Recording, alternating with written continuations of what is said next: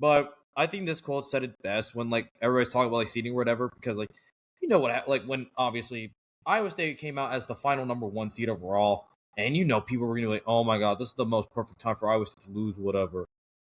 And I'm like, I wasn't surprised. I'm like, here's the thing. Walking into this game, I mean, this was like a time where I think we both said this in the like before the season started. If there was a loss on the road at some point, it would be at BYU. Now, granted, we didn't know it was going to be without Richie Saunders for BYU, but I digress. This was one of those games where if we fall into a trap at the wrong time, BYU can beat us, and that's exactly what they did.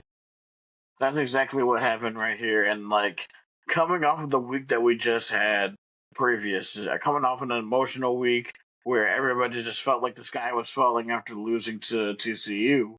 And then you have two emotional wins at home by destroying KU at home and a very emotional big Monday against Houston with a 17-4 run to win the game at Hilton. Mm-hmm. You gotta remember that like this like it was so I don't like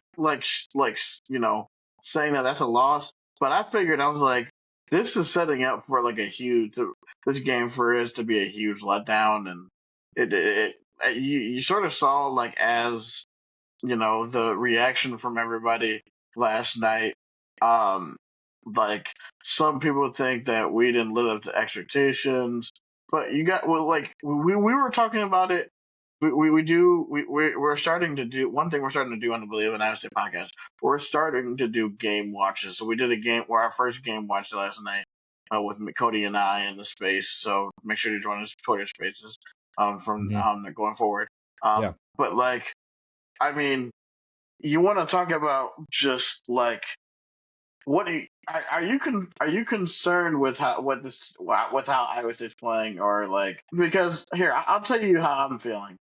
Like we know what this team has to do, and obviously like for me as nice as it would be to win like a conference title, we gotta know that in this um you know era of college basketball, what you do in March is going to be measured by how successful of a season you have. I mean, maybe let's say maybe you go and win the conference tournament and can see, which would be nice.